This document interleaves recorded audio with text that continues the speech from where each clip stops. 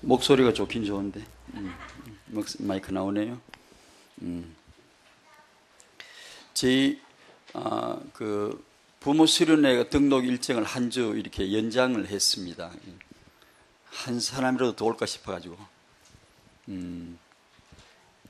기도해 주시고요. 이 수련회가 하나님께 영광이 되도록 하나님이 친히 나타나시고 말씀을 하나님 주셔야 되거든요. 참석하는 모든 분이 한 분도 빠짐없이 거저가는 일이 없도록 이 시대를 향한 하나님의 마음을 보고 가야 되거든요. 꼭 우리 유목사님과 특강 강사분들 위해 기도해 주시고요. 태아에서부터 참석하는 조부모까지 모두 은혜 받도록, 또 스태프들, 또 렘넌트 돌보는 사역자분들, 또 한결같이 하나님의 성령 인도받아야 되겠지요. 기도해 주시기를 바랍니다. 학원복음화 메시지 사과입니다. 3과에 보면 영적 흐름을 잘 못 보면 불신앙에 빠진답니다. 사과는 불신앙은 반드시 파멸로 끌어가는데 이 파국은 막을 수가 없다는 거예요.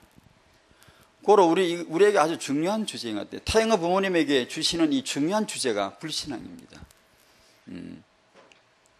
불신앙은 이게 후대에게 그대로 넘어가는데 이게 태영아 부모에게는 아주 중요한 주제인 것 같아요. 불신앙을 사단 탓으로 해도 안 되고 근본이지만, 창세기 3장 근본이지만 지금 만들어지는 데는 부모예요. 지금.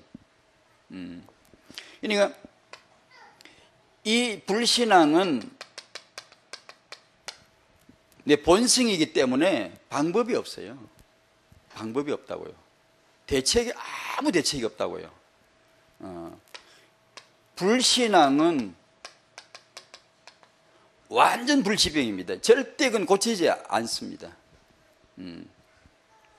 오죽하면 하나님도 고치지 않았습니다. 고치지 않고 자기 자신께서 오셔서 대신 죽음으로 또 다른 법을 집어넣었지, 우리 불신앙을 치유하신 적이 없고요.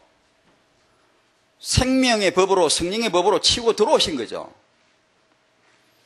우리의 불신앙을 뽑아내거나 이거 끄끄시거나 이게 치유를 해가지고 이제는 불신앙이 별로 필요 없어. 이제는 필요 없고 그냥 신앙이 나오고 그저 감사가 나오고 예배가 나오고 이러면 되는데 전혀 그러지 않았습니다. 이 불치병은 치료하지 않고 초월하는 법, 생명의 법, 복음으로 치고 들어오신 것이죠. 들어오셔서 우리를 생명으로 함께 하시는데, 이제부터 우리에게는 주어진 명제가 신앙생활이죠. 이게 이제 이 불신앙을 어떻게 하느냐 이거죠. 필연적으로 이제 피할 수 없는 게 우리 안에 몸은 하나인데, 몸뚱아리는 하나인데, 마음은 하나인데 두 주인이 이제 덤비는 거죠.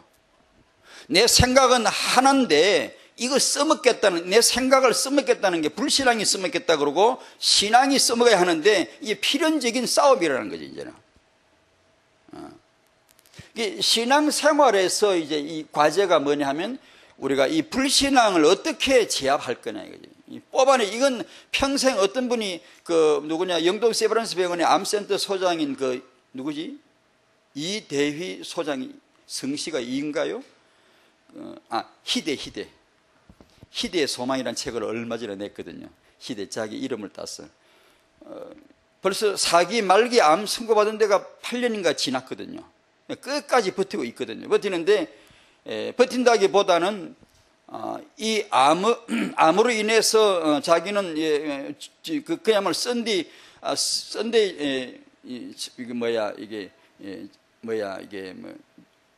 주일날 처치면 이게 교회 그냥 주일날 교회나 그냥 왔다 갔다 하는 그런 정도였는데, 제대로 기도, 제대로 신앙이 뭔가를 일깨워준 너무나 고마운 친구라는 거죠.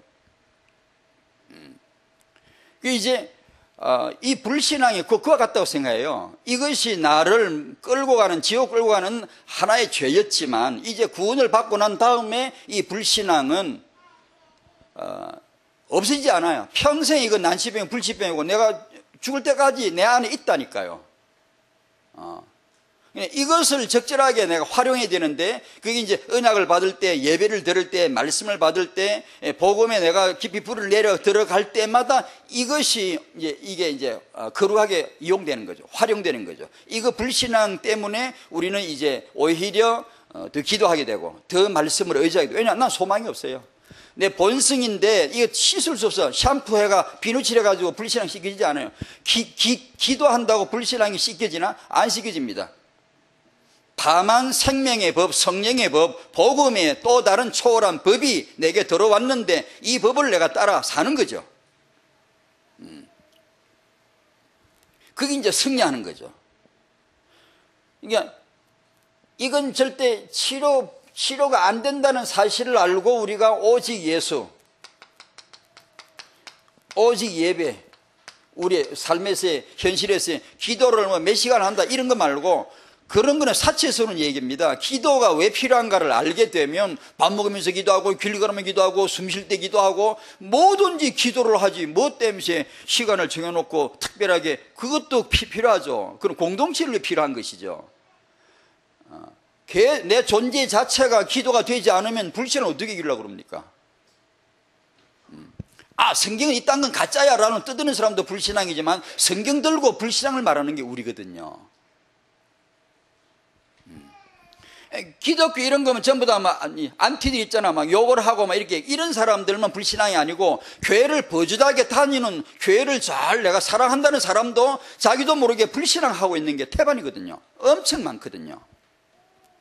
왜냐? 본성이니까. 내가 이제부터 불신앙 모드다, 지금부터 불신앙 해야지 해가지고 불신앙이 처져 나오는 게 아니고, 나는 가장 합리적인 말을, 가장 지성인의 말을 아주 점잖하게 하는데 전부 불신앙일 수 있거든요. 그러니까 왜냐? 내 본성이라 내 존재 자체이기 때문에 이건 불치병이 해결이 안 돼요. 안 된다고 알아야 오직 예배, 완전히 예배로 들어가야 되지, 기도로 들어가고 오직 예수, 주님만 의지해야 되지 방법이 없거든요. 어떻게 보면 그렇게 그 구조를 만들어 놓으셨다고 봐요. 왜냐? 그래야 끊임없이 우리가 영적 고기를 지켜들지. 계속해서 나한테 소망 없음을 알고. 내가 안다고요? 천만에요. 성경 알아보십시오. 성경을 알아야죠. 내가 옳다고요? 천만에요. 성경이 옳죠. 내가 아주 천만에요. 성경만 유일한 합법적인 합리입니다. 거룩한 합리입니다. 그걸 우리가 알기 전까지는 이 서투른 나를 의지하다가 전부 불신앙에 넘어지고, 그 파국은 막을 수가 없다는 거예요. 타영아 부모님에게서 이 주제가 중요한 것은 생명을 만들어내니까, 창조하니까, 근원이니까 출발을 하는데, 거기서 부모를 통해 불신앙이 들어가기도 하고 신앙이 들어간다니까. 그렇다면 타영아 부모님에게 이 주제는 또 다른 의미가 있죠. 개인만의 문제가 아니죠. 미래 세계복음할 후대에 바로 직결되는 문제이죠. 승리하기 바랍니다. 주 안에서 승리합시다. 우리는 다 불치병을 다 갖고 있습니다. 이것을 거룩하게 활용해야 됩니다. 거룩하게. 자만하면 안 되고 교만하면 안 되고, 내가 이 정도면 되겠지, 천만에 만만에 공부해 안 돼요. 나는 불신앙 덩어리예요. 머리끝 발까지. 세포 자체, 세포 사이사이에 첩첩이 끼어있는 게 불신앙입니다. 모태에서부터 불신앙이에요. 시편 58편 3절, 이사야 48장 8절, 모태에서부터 폐간자예요. 모태에서부터 내가 죄중에 잉태되어 있고요. 정자 난자도 불신앙이에요. 원죄 아래 있어요. 내 이 갈비뼈, 늑골의 세포 사이사이에 첩첩이, 내 세포에 첩첩이 끼어드는 게 불신앙입니다. 나는 옳은 것 같죠? 아니요, 불신앙이에요. 이게 왼수입니다. 이게 완전히 이건 처리가 안 돼요. 제가 이거 설명드리는 거예요. 오직 복음으로 새 생명으로 거듭났을 뿐이지 불신앙을 뽑은 적이 한 번도 없어요. 이제 이게 신앙생활의 면모가 여기 있습니다. 불신앙 쪽으로 끌려갈래? 오직 예수하면서 항복하고, 예수에게 항복하고 두 손 들고 복종하면서 신앙적으로 인도받을래? 이 두 가지거든요. 네 그런 지식과 합리적인 그런 책들을 가지고 아이를 키울래? 완전 예수 아니면 안 된다. 그러니까 답을 낼래? 그거거든요. 이 불신앙은 너무나 내 본성이고 너무나 합당하기 때문에 분별이 어렵죠. 누구도 분별이 어렵죠. 누구도. 그래서 예수, 그래서 말씀 앞에 이 주제가 우리 태영아 부모님들에게 참 특별하다고 저는 생각이 들더라고요. 하나님 우리에게 성령 충만함을 주시고 성령으로 인도받게 하여 주시옵소서. 성령밖에 진리가 없어요. 법이 없어요 이제는.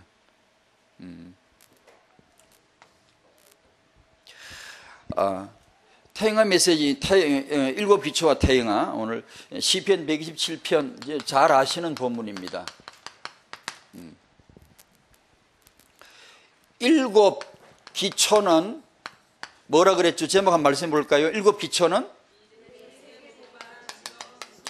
미래 세계 복음화를 위한 진금성부라고 이렇게 제목을 붙여봤습니다. 시편 127편 4절 5절입니다. 같이 한번 읽어보실까요? 찾으셨습니까? 시작. 젊은 자의 자식은 장사의 수중의 화살 같으니 이것이 그의 화살을 통해 가득한 자는 복되도다. 그들이 성문에서 그들의 원수와 담판할 때에 수치를 당하지 아니하리로다. 아멘. 이 응답을 받아야 되겠죠. 이 복을 우리가 받아야 하겠죠. 출애굽기 2장 1절 2절에는 뭐가 있는가 하니 잘 아시듯이 1장 16절 1장 22절에 바로가 이스라엘의 신생아를 집어삼키려고 딱 기다리고 있습니다. 하필이면 그때 이스라엘에 아들 하나가 태어났어요. 하나님이 믿음 있는 이 부모를 통해 정면 승부를 걸게 한 거죠. 정면으로 이 승부를 걸게 한 거죠. 만약에 믿음이 없었다면 가장 불행한 출생이고 가장 불행한 출산이죠. 가장 위험한 출산이죠. 근데 1절에 결혼하고 그 다음에 임신하고 출산하고 육아하는 내용이 바로 이렇게 나옵니다. 그 내용이죠. 미래 출애굽을 두고 일어난 마지막 싸움입니다. 나중에 일어난 것은 사실상 그거는 그냥 끌려오는 것이고 여기가 본론입니다. 본론. 그런 식으로 설명하고자 한 겁니다. 오늘 여기서 출애굽을 위한 거사 400년 만에 출애굽에 가야 되는데 이 출애굽에 이 한판이 이 거대한 프로젝트가 이 결혼, 임신, 출산, 육아에서 승부가 이미 갈라졌다는 것이죠. 여기서 이미 이 싸움에서 이미 선점에 들어갔다는 것이죠. 그 얘기를 하고 싶었던 것입니다. 지난주 메시지 이사야 9장 6절이 한 아기 비전이죠. 하나님은 한 아기를 주셨어요. 우리에게 한 아기가 났으니 한 아들을 주신 바 되었다. 그 아기 속에 구원의 모든 언약을 다 담아놨습니다. 비밀이죠. 그래요? 하나님은 회복되는 후대들을 통해서 세계복음화 하실 것이다 라고 메시지 정리했고요. 고로 이게 사실이라면 마귀란 존재가 있다면 이 짓을 하겠죠. 안 봐도 비디오죠. 콱 바로 그냥 마귀 심장을 푹 찔러야죠. 뭘 찌르냐. 마귀는 대적자인데 복음을 대적하죠.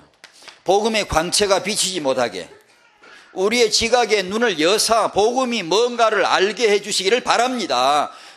그런 기도는 전략적 기도입니다. 어떤 만가지 기도보다 더 중요한 겁니다.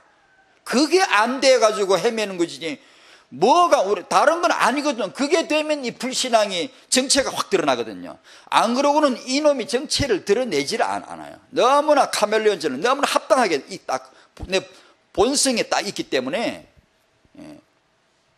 복음을 대적하고 그 다음에 후대 회복의 비전이 모르게 하겠죠. 만약에 이 젊은 자의 자식이 장사 수중에 화살 역할을 하고 원수와 싸울 때에 이기게 만드는 게 이 자식이라면 사단이 그걸 모르게 하겠지요. 무기를 못 가지게 하겠지요.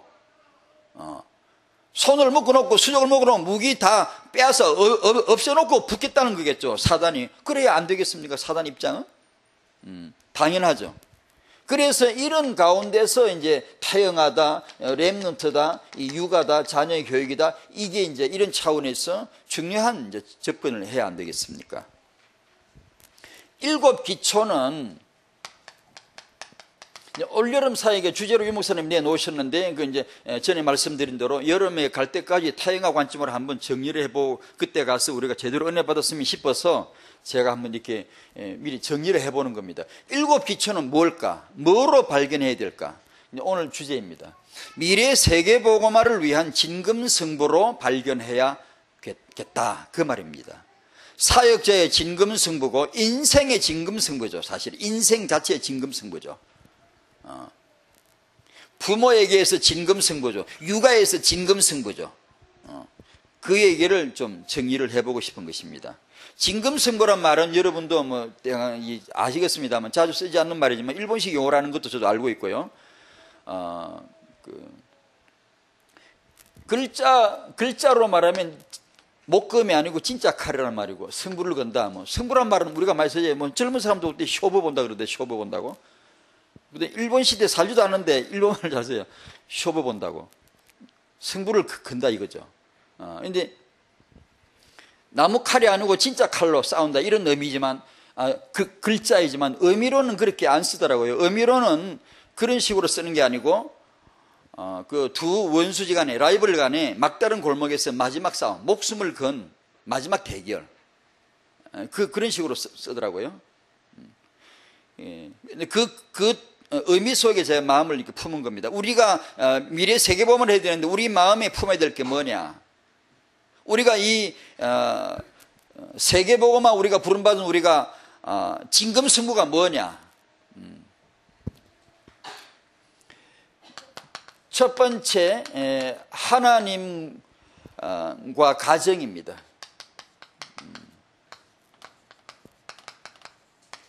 예수님과 교회. 하나님은 가정을 창조하셨지요. 여기서 생육, 번성, 충만, 정복, 다스리게 하셨지요. 하나님은 가정을 창조하시고 가정에서 한 아기, 이게 한 아기죠. 아기로 시작하게 하신 것입니다. 인류 역사는 한 아기로 시작이 된 것이죠. 그런데 이 부부가 하나님을 떠남으로 타락을 했습니다. 가정이 무너졌죠. 아담이 무너졌지만, 하와가 무너졌지만, 사실은 타영화 관점으로 보면 부부가 무너진 것이죠. 가정이 무너진 것이죠. 이것을 이 단 한 번의 사건이, 한 번의 사건이지만 영원한 사건이 되고 우리에게 원죄가 되는 것이죠. 하나님은 이 개인과 인간 개인과 가정을 구원하실 계획을 세우셨고, 이것이 여자의 우선으로 그리스도로 말미암아 계획을 세우신 것이죠.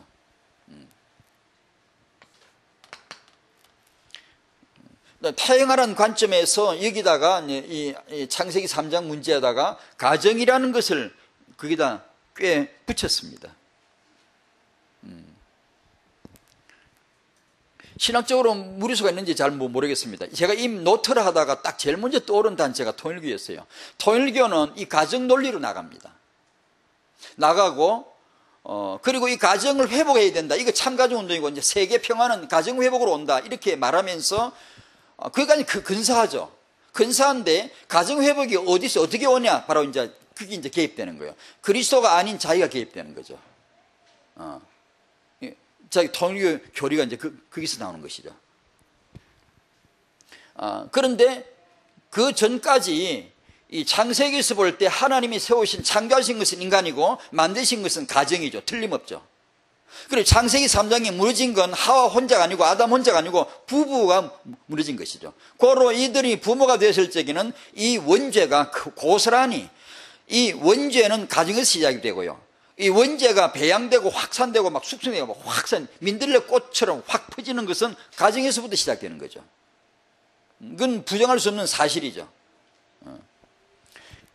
예수님께서 오셔서 이분이나 우리는 같다고 믿습니다. 이분이 창세기 1장 28절에서 입을 여셔가지고 복을 주신 그분이 여기 오셔서 마태복음 5장 2절에 입을 열어 가르쳐 이르시되 처음에 복을 선언하죠. 그런데 이 복은 후대 복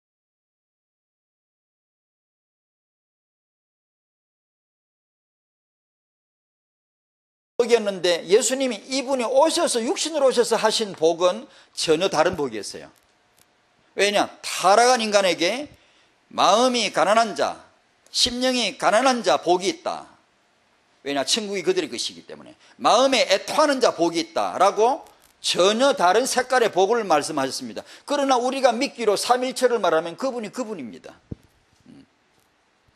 그런데 이 예수님께서 오셔서 세우신 그분의 몸된 교회를 우리는 알고 있죠.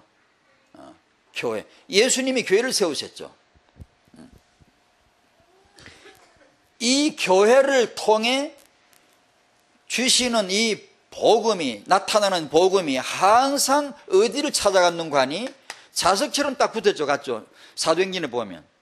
그게 너와 내 집이었죠. 예전에 타영아 메시지에서 다루었습니다. 흡사 전자장치가 달린 미사일을 발사하고 레이더 표적을 맞춰놓으면 이리 가더라도 반드시 그 표적을 스스로 찾아가는 것처럼 사도행전에 보면 나타난 복음은 반드시 고넬료와 그 집을, 루디아와 그 집을, 너와 내 집을 구원하고 거기서 교회가 시작이 된 거죠. 초대교회는. 지금은 상가에서 시작이 되죠. 교회가. 그때는 상가가 아니고 교회였다고요. 이게 약간 좀 농담 비슷하게 하는 것 같지만, 그러나 반은 뉘앙스가 이게 진담이 있는 거거든요. 복음은 그와 그 개인과 그 집을 구원을 해내고, 복음의 속성 같죠. 어떻게 보면. 그리고 그 자리에서 교회가 시작이 되게 하죠. 유럽의 첫 교회는 루데의 집 아니었습니까? 마게도니아 어느 상가가 아니었고 루데의 집 아니었습니까? 우리 다락방의 미션홈이 전부 다 거기서 나오지 않았습니까? 사도행전에 나오는 여러 집들 중에 한두 집만 그랬으면 조금 예외적인 경우다 할 텐데, 한번 봐보십시오. 복음이 가면 그와 그 집을 착차 이렇게, 거기서 교회가 시작이 되도록 이렇게 하셨지요. 왜 그렇다고 생각하십니까? 사도행전의 전도 역사는 바로 너와 내 집이었는데, 제 나름대로입니다. 이게 기독교사를 제 나름대로 이렇게 훑어오면서 조금 살펴볼 적에 이것이 변질됐다는 걸 봤거든요. 복음은 변색되고 탈색됩니다. 복음이 분명히 복음이란 말을 쓰는데 색깔이 이상해졌고요. 그 다음에 후대 회복이라는 이 비전은 실종돼요. 그거 없어도 교회가 세워져요. 너와 내 집이, 집에서 집을 세우면서 교회가, 또 이 집을 세우면서 교회가, 요래 교회가 견고하거든요. 무너지지 않는 교회죠. 그런데 그 집과 상관없이 은혜 받은 사람이 따로 이렇게 교회를 시작하라고 이렇게 세우기 때문에 그 교회는 사람이 많이 모여도 가정이 회복이 안 되기 때문에 부실하죠. 굉장히 허약해요. 아주 약합니다. 이렇게 사람 굉장히 많은 것 같아도 하체를 놓고 보면 굉장히 가느다란하죠. 이게 그런데 약합니다. 그런 면모를 우리가 지울 수가 없거든요. 가정은 창세기 3장 이후로 자정 능력이 스스로 회복할 수가 없어요.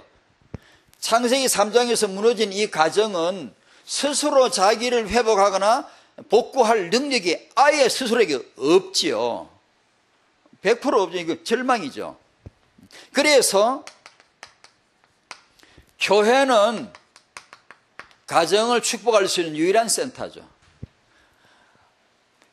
가정이 와야 될 때가 교회죠. 교회.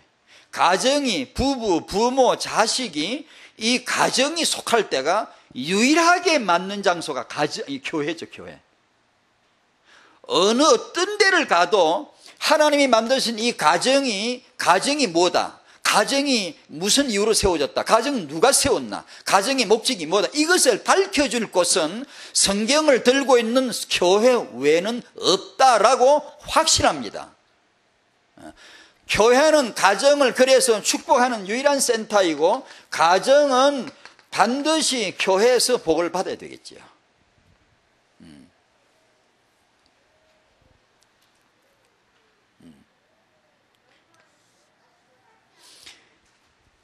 가정을 희생시키면서 집단을 일으키는 게 사입입니다.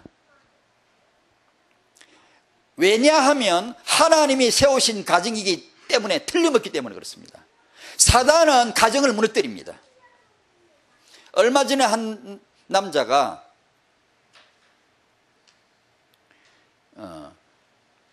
자기 아내는 신천지에 빠져가지고 애 내버려 두고 나가버렸대.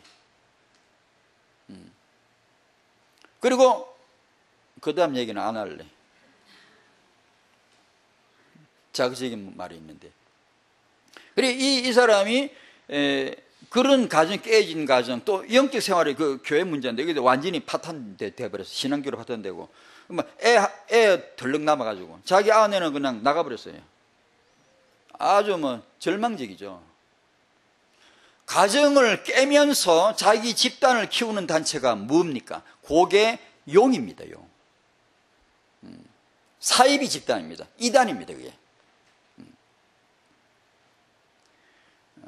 그리고 내 가정 매여가지고 내 새끼 그러면서 교회를 모르는 것은 그것 또한 사입입니다, 여러분. 교회와 가정은 정확하게 연결 하나입니다, 하나. 하나님이 계획하신 게 정확하게 한 의미, 한 연결로 결속이 딱 돼야 되는 겁니다. 가정은 완전히 교회. 그냥 여러분 애들 놓고 축복기도 할 때, 하나님 내 자식 잘 되게 해주시고, 그래 기도해가 잘 돼 놓으니까 잘 되니까 지만 생각하잖아요. 지 말잖아요. 성공하면 지가 응답받은 줄 알고. 그러지 말고 늘 언급해 둬야 될 게 교회죠. 교회는요, 누가 세운 게 아닙니다. 여러분의 세계비전 교회는 곽유선 목사님 세우신 교회가 아닙니다. 누가 어떤 단체가 이렇게 정관을 만들고 회칙을 만들고 이렇게 세운 그런 모임이 아닙니다. 교회는 부활하신 주 예수 그리스도가 세우신 교회입니다. 그러므로 여러분의 자녀를 위해서 기도할 때 이 자식을 정말 축복하고 싶으면 교회 언급을 많이 해줘야 됩니다. 교회를 알고, 교회가 뭐죠? 예배입니다, 예배. 새벽 기도입니다. 교회의 광고입니다. 교회 헌금이에요. 교회 봉사 헌신하는 거예요. 그거하고 나하고는 둘이 되면 안 되고, 그건 완전히 내 일이고 바로 내 삶이고 내 영적 세포가 돼야 돼요. 그래야지 그것이 나하고 거리가 있게, 그게 이제 사단 역사입니다. 가정은 교회를 떠나서는 회복이 안 됩니다. 사도님 봐보십시오. 복음이 어디 갔나? 그와 그 집을 찾아갔지. 왜냐? 가정은 복음이 없이는 안 되기 때문에요. 그래서 교회는 가정을 축복해야 되고, 가정은 그야말로 교회입니다, 교회. 그게 되도록, 그게 되지 않으니까 우리 지성이 많이 불신앙이 있고, 저쪽으로 많이 가 있기 때문에 말씀을 듣는 겁니다. 고집은 진짜 벽입니다. 최고집은 소문만 났지. 고집이 센 사람이 어렵습니다, 신앙생활. 왜냐? 이 불신앙이 세포조차 전부 다 불신앙인데다가 더하기 고집. 진짜 무서운 겁니다. 그래서 잘 들어야 됩니다. 쉐말에 잘 들어야 돼요. 근데 이스라엘 사람 말하는 거 별로 좀 그러긴 한데 꼭 나오네, 또 입에서. 육아에서 제일 중요한 게 뭐죠? 듣게 하는 겁니다. 듣게 하는 거죠. 듣는 자세, 듣는 거죠. 그러면 다 되니까. 왜냐? 우리는 불신앙이 있고 잘못할 수 있고 잘못 생각 얼마든지 하거든요. 자연스럽게 하거든요. 근데 공동체에서 왜 그러냐? 당신을 책망할 리가 없다는 것은 불행입니다, 여러분. 내가 불신앙에다 고집에다가 이런 인간인데 나를 책망할 사람이 없다. 내 권위가 없다. 나를 잡아줄 사람이 없다. 그것처럼 불행이 없습니다, 여러분. 내버린 겁니다, 그건요. 그러면 안 됩니다. 그래서 들어야 됩니다. 누군가가 당신에게 기분 상하지만 하나님의 언약의 말씀으로 제지하거나 지침을 제시하거나 방향을 보여주면 겸손히 들을 수 있어야 돼요. 이게 교회입니다. 안 그러면 교회 와가지고 자기 고집들 자기 생각대로 다 하고 이게 안 듣거든요. 안 들립니다. 그러면요, 그 끝으로는 교회 출석했지만요, 불신앙으로 파멸할 수 있습니다. 그래서 잘난 사람 못난 사람 없습니다. 인생은 불꽃 짜면 비슷합니다. 별로 나오는 거 비슷하고요. 불신앙 찍 짜면 불신앙 찍 나옵니다, 이게. 불신앙 기름기가 찍 나옵니다, 이게. 똑같습니다. 아무 차이가 없습니다.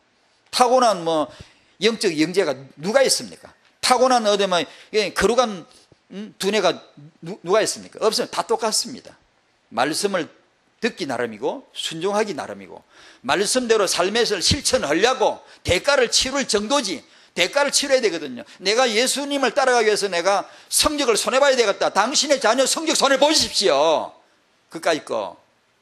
뭐 성적에 벌벌 떨어가지고 애를 그냥 예배 빼먹고 시험 준비시켜놔. 그딴 식으로 하지 말아야 됩니다. 우리가 예수를 없인 여기는 거죠. 그런 식으로 해놓으면 애가 딱 그냥 타협적인 세속적인 가치관을 딱 들어가 버리고 자기를 위해서는 적당하게 얼마든지 신앙을 재단할 수 있고 조절할 수 있다고 생각을 해버리기 때문에 무서운 겁니다. 불신앙이 깊이 들어가 버린다.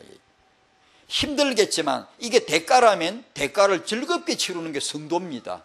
내가 예수 때문에 물질의 손해 기꺼이 봐버려야 돼요. 그까 뭐 막 째짜게 하면 안 됩니다. 예수를 위하여 욕을 먹는다. 욕을 먹는 거죠. 그게 이제 가정에서 우리가 육아하는 그 환경은 가정은 교회를 떠날 수가 없어요. 교회를 위해서 기도하고 교회 예배 같이 하고 새벽 기도 같이 하고 이런 것을 아이한테 보여주고 방학 때 되면 평상시는 혹시 어렵더라도 방학 때 되면 가족이 3대면 더 좋고 3대 새벽 기도 뭐 예를 들면 10일이다 뭐 일주일이다 뭐 아니면 뭐 15일이다 이렇게 딱 목표를 정해가지고 애들 싹 깨워 새벽에 전부 다 새벽 기도에 출석하는 것을 방학 때마다 프로그램을 하나씩 해야 돼요. 혹시 평상시에 못했다면 그게 우리가 할 육아지. 뭐 엘리트가 어디서 나오냐. 그게 엘리트지. 그게 엘리트지. 하나님 앞에 내가 시간을 치르고 대가를 치르고서라도 내가 새벽 기도 공동체를 이루고 이게 엘리트지. 뭐가 엘리트입니까?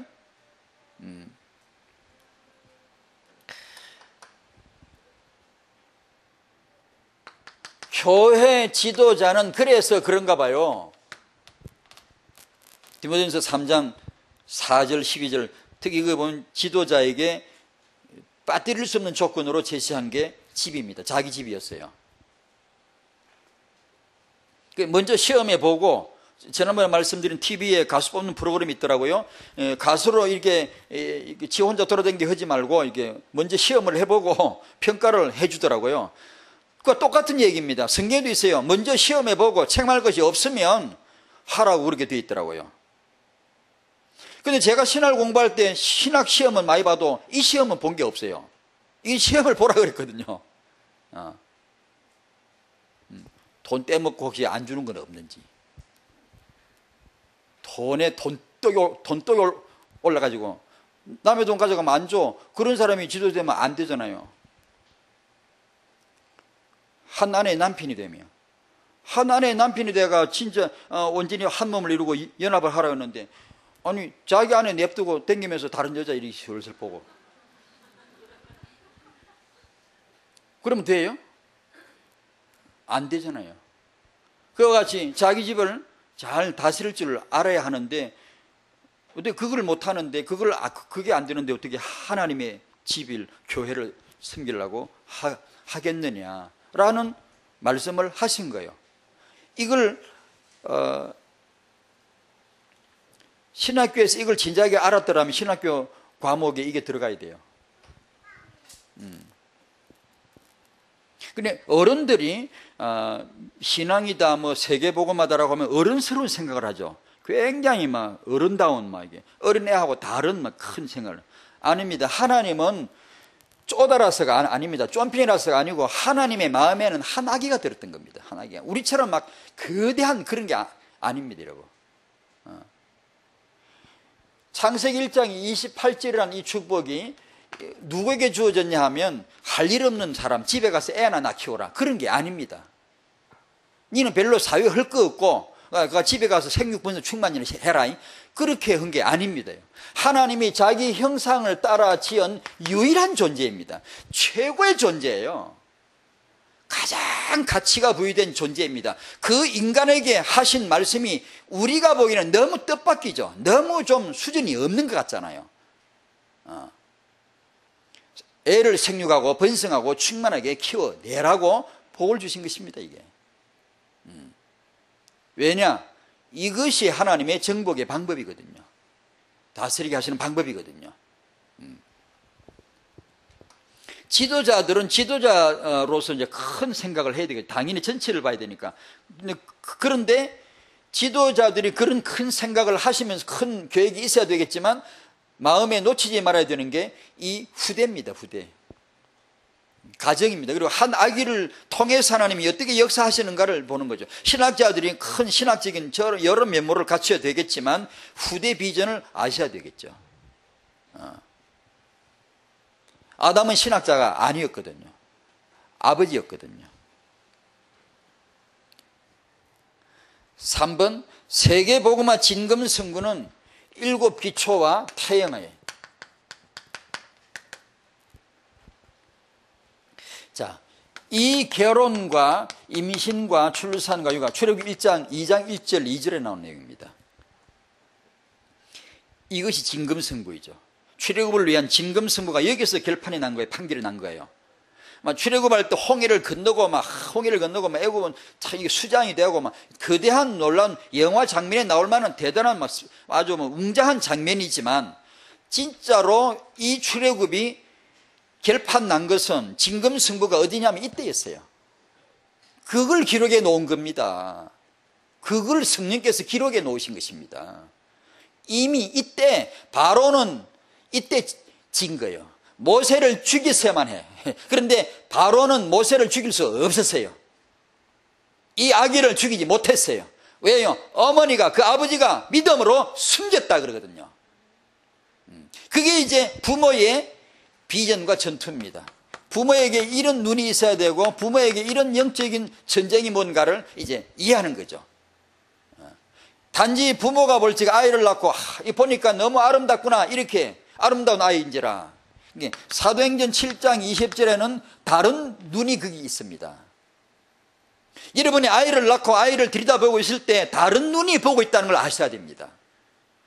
내가 볼 때 얘 정말 이쁘다 이렇게 하는 게 다른 눈이 보고 있다는 걸 아셔야 됩니다. 하나님이 보시기에 아름다운지라 그렇게 나와 있어요. 하나님이 아이를 보십니다. 여러분, 하나님이 여러분의 자녀를 보십니다. 부모라는 게 뭐냐? 그냥 모습적으로 말하면 아이고 내 새끼 그 말이지만 믿음이 있으면은 하나님 눈이 보시기에 이 아이가 시대 살릴 램드구나, 이 아이가 정말로 복을 받아야 하겠구나, 요걸 보는 게 믿음의 부모입니다. 그러면 우리가 부모가 해야 될 것은 딴 게 아니죠. 하나님의 말씀, 66권의 말씀, 그 언약의 말씀, 복음의 말씀, 성령의 역사, 기도, 당연히 그쪽으로 답이 나겠죠. 그쪽으로 답이 나겠죠. 요게벳이 모세를 숨겨 키운 것은 그의 학식이 아닙니다. 그의 어떤 뛰어난 그런 재량이 아닙니다. 믿음으로 기도해서 응답받았죠. 성경에 응답받은 내용은 없지만 저는 그렇게 확신합니다. 개인적으로 분명히 요게벳이 기도해서 응답받은 겁니다. 그게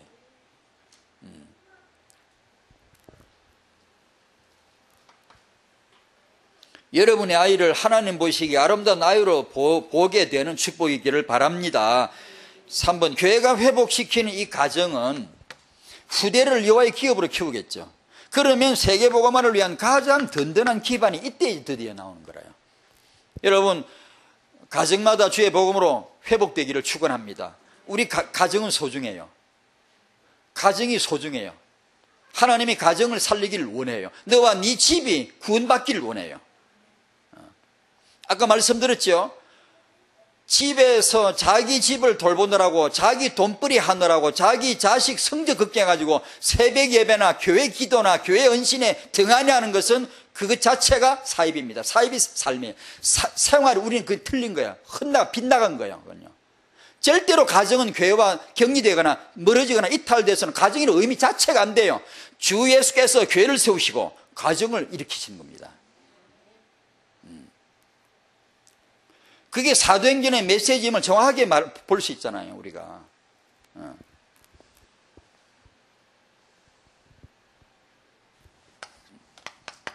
4번에 7기초는 청년, 태영아, 유아, 유치, 초, 중고대 이렇게. 여기서 제가 내선순환, 서울 지하철 2호선을 말합니다. 내선순환 뱅뱅 도는 거.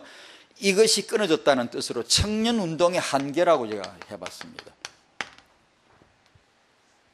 이게 일곱 기초는 일곱 역이라고 봐야 됩니다. 1, 2, 3, 4, 5, 6, 7 역이죠. 일곱 역이지만 한 순환 서선이죠. 한 선이죠. 일곱 역이 각각 있지만 타영아가 있고 유아유치가 있고 초등부가 있고 중고대청 이렇게 쭉 있지만 이것은 각각으로 역으로 있어봤자 아무 의미도 없어요. 청년 자례가 뭐하게, 대학 사회 자례가 뭐하게, 중고사회 자례가 뭐하게요. 그것은 일곱 역이 있는 한 순환선입니다. 그래서 이것은 이 사역은 반드시 꿰주는 사역이래. 이 반드시 한 순환으로 돌아가야 됩니다. 이게 안 그러고 아무리 잘해봤자 한 세대 못 가 다 무너진다니까요. 그런 의미입니다. 그런 의미에서 청년의 한계란 말은 청년이 타영아와 가장 가까운 역이 신촌에 가까운 게 홍대 입구역입니다. 서울에. 제가 타고 가면 홍대 입구역에서 내리는데요.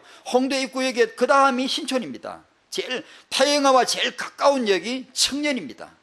이들이 곧 타영아를 만나게 될 거고 부부가 될 거고 부모가 될 거고 바로 인접한 역입니다. 그리로 가기 위한 전 단계일 뿐입니다. 그러므로 이 대학 청년이나 이 사역의 주 사역은 결혼 예비 학교가 되면 안 되고요.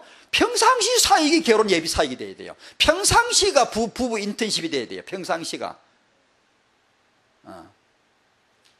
안 그러면 다음 역을 못 가요.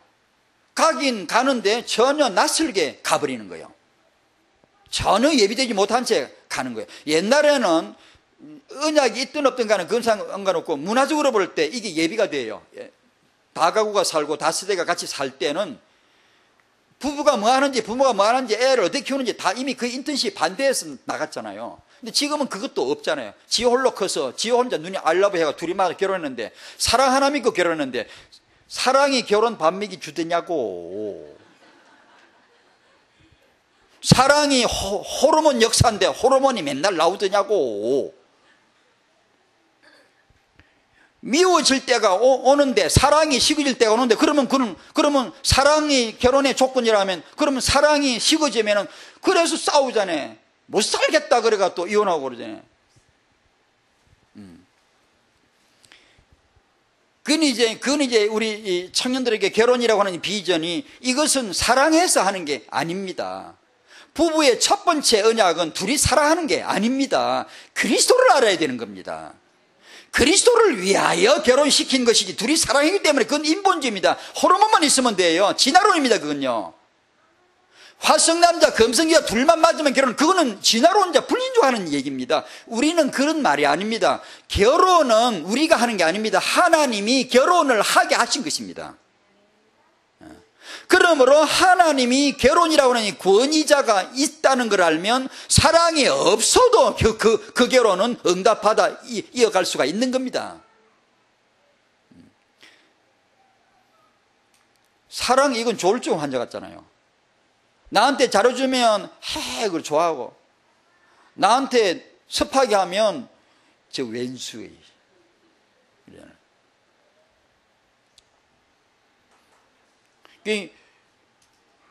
사랑은 결혼을 유지시킬 수 없잖아요. 조건이 아니거든요. 하나님의 계획이거든요. 결혼을 하나님의 축복하고 결혼을 하고 나면 우리는 결혼이 사랑을 필요하면 만들어야지. 결혼이 더 상위법인데 둘이 간에 냉전하다 냉랭하다 서로 사랑하지 않는 것 같다라고 해도 결혼은 여전히 유효하고 하나님은 여전히 계시고 그 권위는 여전히 인정해야 돼. 그분 앞에 엎드려 예배를 해야 될 거 아니에요. 그런데 이게 권위가 없네. 하나님도 별로 필요 없고. 이렇게 되면 오직 사랑 하나 믿고 결혼해가지고 사랑이 며칠 가냐고. 맨날 뭐 퇴근해가지고 뭐 쏜살처럼 집에 와서 자기 나왔어 뽀뽀해주고 좋아가지고 그럼 저 남자가 나를 진짜 사랑하는 보다 어느 날 안 들어와. 쏴돌아다니는. 친구들이 더 좋고 막 만나서 막 1차 친구들 아이고 결혼해 살아봐 다 그렇지 막 이러면서 이제 만나서 막 술이나 먹고 돌아다니고 막 그러다가 막 2차 막 12시 넘어서 막 꾀꾀 문 열어 그러고 또 들어오네. 이럴 때도 막 혹시 이제 있단 말이에요. 그리고 뭐 어쩌다 뭐 주말 돼 가지고 집에 들어오면 좀 일찍 집에 시간이 있으면 말을 안 해. 그냥 맨날 소파 뒤로 자빠져 맨날 아니면 TV나 보고. 젊을 때 연애할 때는 막 말을 해주고 뭘 사주고 이럴 때 사랑 같은데 지금 보니까 사랑하지 않는 것 같잖아요. 여자 여러분, 사랑하지 않는 게 아닙니다. 당신을 위해서 밥 먹이 살리려고 얼마나 힘들면 말도 하기가 싫어요. 이제 지쳐서 단지 말수가 적어졌을 뿐이지 사랑하지 않는 게 아닙니다. 착각하지 마세요. 당신 나를 사랑하지 않지, 나를 기억하는 기억이 사라졌잖아, 나를 생각하는 이런 식으로 자꾸 떼들면 남자는요 나가버립니다. 에이 기분이 나가서 시를 돌아다닙니다. 저는 안 그렇습니다. 저는 안 그런데 그러면 안 됩니다. 여자 여러분, 아무리 말을 않고 이렇게 상관없습니다. 결혼한 이상 아무 문제 없어요. 빨리 그냥 불신앙 내버리고 빨리 예수 앞으로 가야 돼요. 청년 운동의 한계, 제가 한 인물을 간단하게 소개할게요. 세계 국제 청년 조직을 만들고 세계적인 조직을 어마어마하게 많이 만들었어요. 그리고 얼마나 노벨상도 받고 인정받은 잔 모트 얘기. 아마 YMCA 그러면 생각날 거예요. 그 관계된 인물이고요. 이분이 20살에 은혜를 받고 21살부터 청년운동을 시작했더라고요. 이 사람은 비전을 본 거죠. 청년을 살려야 되는구나, 청년 조직을 해야 되겠구나 해가지고 막 청년운동이 확산되고 세계적인 조직이 돼요. 어마어마한 많은 조직이 생겼고요. 그 영향이 끼쳤고요. 간단히 줄일게요. 지금 한 60년 정도 됩니다. 이 사람이 세상 떠난 지가. 지금 이분의 그 조직 영향 다 없어요. 조직 없어졌고요. 있다고 해도 그 영향력이 없고요. 변질됐고요. 다 무너졌어요. 그게 뭐냐 하면 청년운동의 한계를 말씀드리는 겁니다. 하나는 복음이 빠진 겁니다. 복음이 빠진, 이 핵심이 빠진 것은 전부 껍데기거든요. 결국은 껍데기거든요. 또 하나는 후대 비전을 준비시키지 않는 청년운동은 결국 실패로 끝난다는 거죠. 그걸 제가 정리하고 싶었던 겁니다. 두 번째, 부부 한계.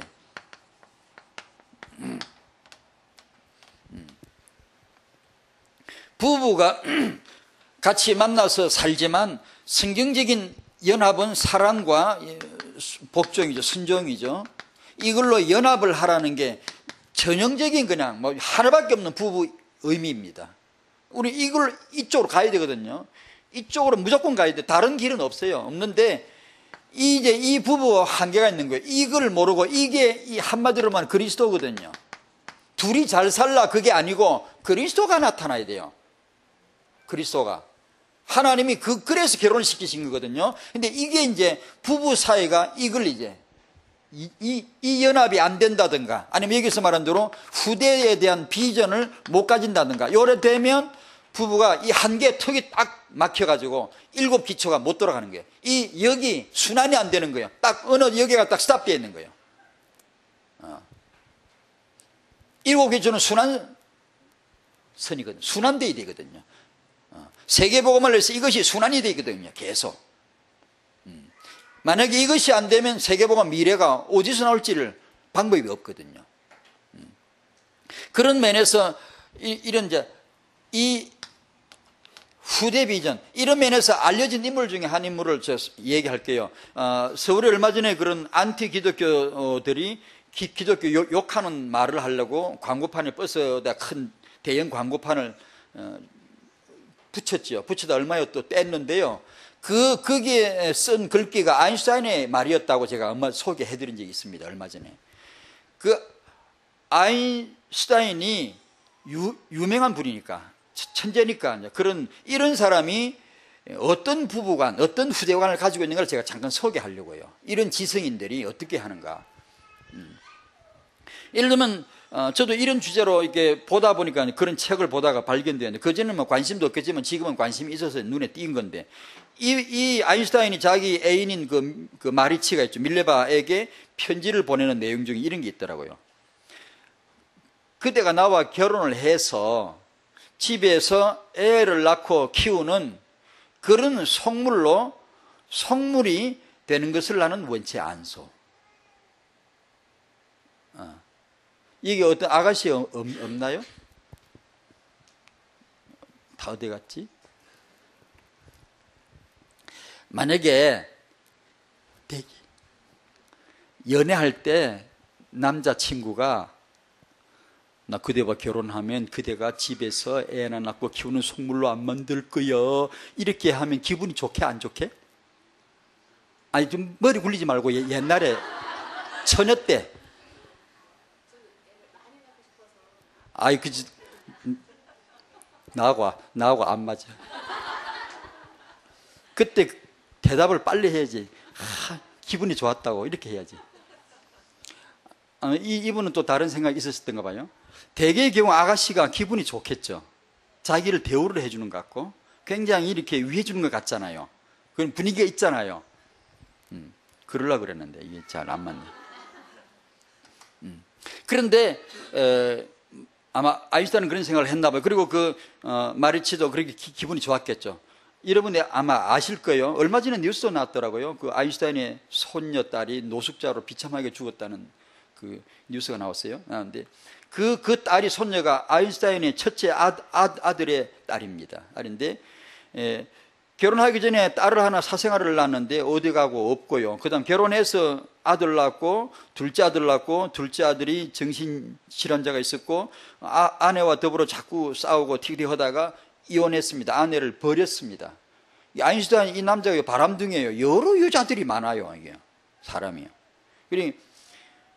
버리고 이 아내는 이혼을 당하고 이 정신질환이 있는 이 둘째 아들을 돌보느라고 평생을, 자기도 이제 정신분열 증세가 오기 시작하고, 이 아내가 천재라는 건 여러분 압니까? 수학머리가 아인슈타인보다 더 뛰어났거든요. 분명히 천재거든요. 그런데 전혀 자기 재능이나 그런 것을 발휘할 수도 없었고, 엄마로서도 너무 비참했고, 아내로서도 비참했고, 인생 말로 아주 비참하게 그러다가 죽었답니다.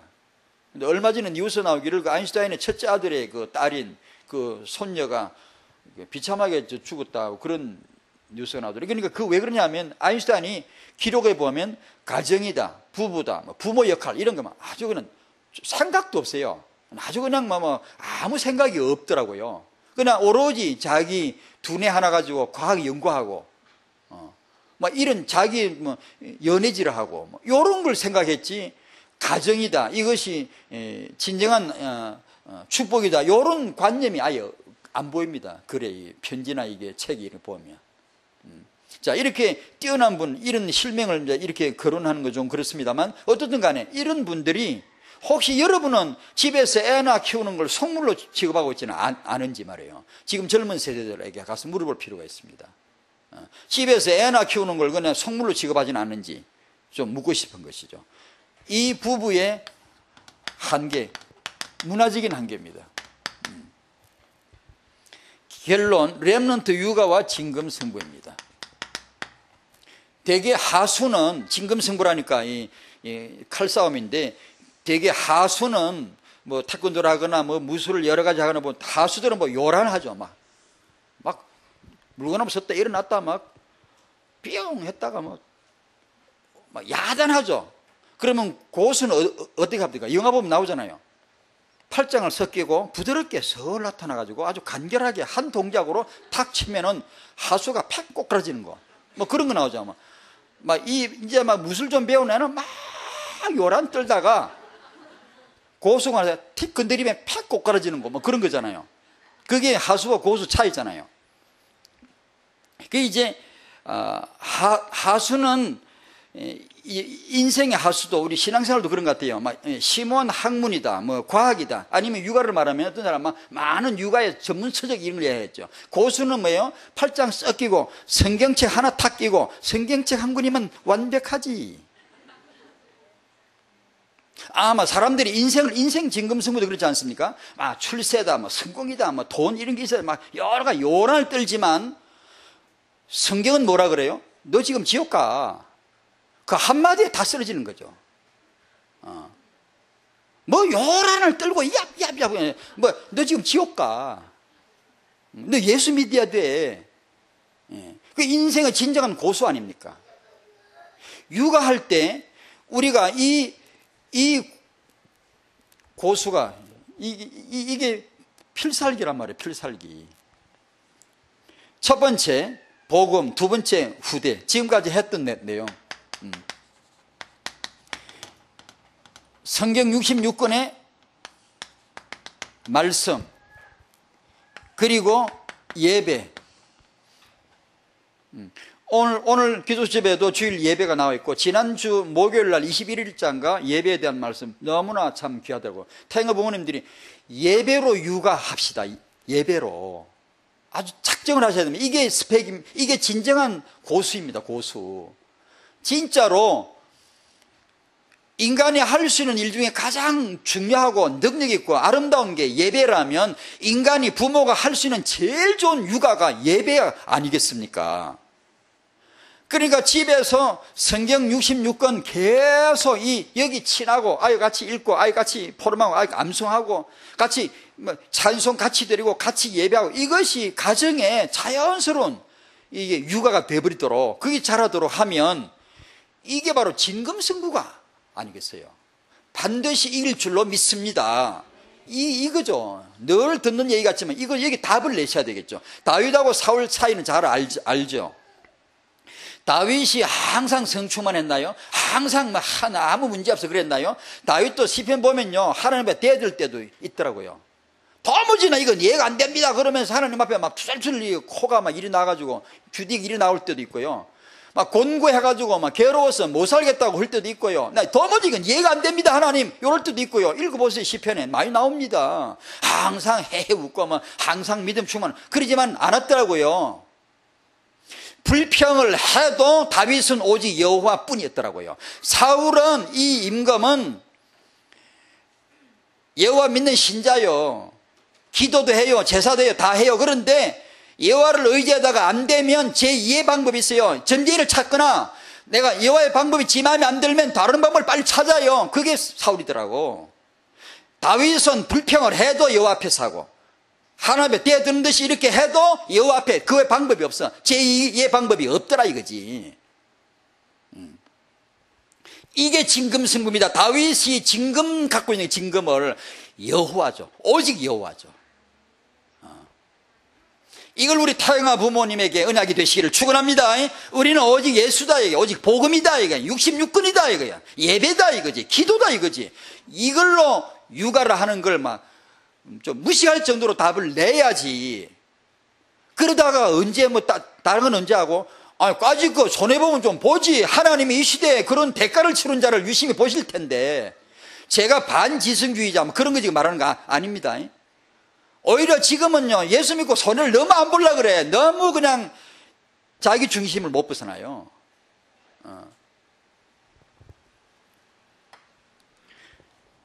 우리에게 주신 진검 후대입니다.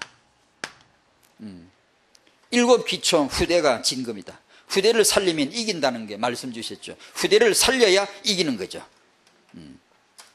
하나님의 축복이 타영아 부모님들에게 7 기초 순환선입니다. 그 중에 타영아입니다. 타영아는 말이 어린 애기지, 이게 부부, 부모, 조부모 싹 다 들어가는 겁니다. 이게 그런 면에서 이건 전부 다 한 사회입니다. 한 사회. 이게 청년이 계시다면 결혼과 부부, 부모의 하나님의 축복이 있기를 바랍니다. 이 축복을 어른들은 계속 해줘야 되고 본인들은 그걸 찾아야 되고, 이게 부모님들에게 하나님 주신 이 진정한 진검승부, 복음과 후대 비전 두 가지를 놓고 기도하시고 가정의 육아에 성공하시기를, 승리 있으시기를 주의 이름으로 축원드립니다. 아멘. 기도할게요. 타영아 렘넌트 육아, 이 미래의 세계보물은 진검승부임을 깨닫게 하여 주시옵소서. 이 육아에서 정말 불신앙을 이기고 신앙으로 복음으로 승리하기를 원합니다. 주님, 모든 부모들을 도와주시옵소서. 하나님이 육신으로 오셨다는 것도 정말 대단한데, 정말 상상 없을 정도로 충격적인 일인데, 그분이 이 죄인을 위해 대신 피 흘려 죽으시고 부활하셨다는 이 복음, 이건 신비 이상이고 충격 이상인데, 성령으로 하지 않으면 이 놀라운 복음도 우리에겐 시큰둥하고 우리에겐 별로 매력이 없어지니 주여 한스러운 불신앙, 육신 덩어리, 복음을 깨닫지 못하는 우리를 불쌍히 여겨주시고 성령으로 이 복음 깨닫게 하여 주시옵소서. 나를 위해 죽으시고 부활하신 예수 앞에 완전 충격받게 하시고 완전히 거기 무릎 꿇어지게 하여 주시옵시고 이 예수면 되는구나, 이 성경이면 되는구나, 이 예배면 되는구나 라고 답이 나게 하여 주시옵소서. 주님, 우리 이 마음이 돌 같습니다. 우리 마음이 가난하지 않고 통회할 줄 모르고 말씀 앞에 떨지 못하고 예배의 영광을 누리지 못할 때가 너무 많사오니 타영아 부모들 하여금 돌이키도록 도와주시고 마음이 가난해져서 말씀의 은혜가 되고 들리고 예배가 복이 되도록 교회를 누리도록 축복해 주셔서 저들 손에 육아되는 이 아이들이 당연히 예수 알고 말씀으로 기도 가운데 예배 가운데 보호받고 성장하도록 축복해 주옵소서. 예수님 이름으로 기도합나이다. 아멘.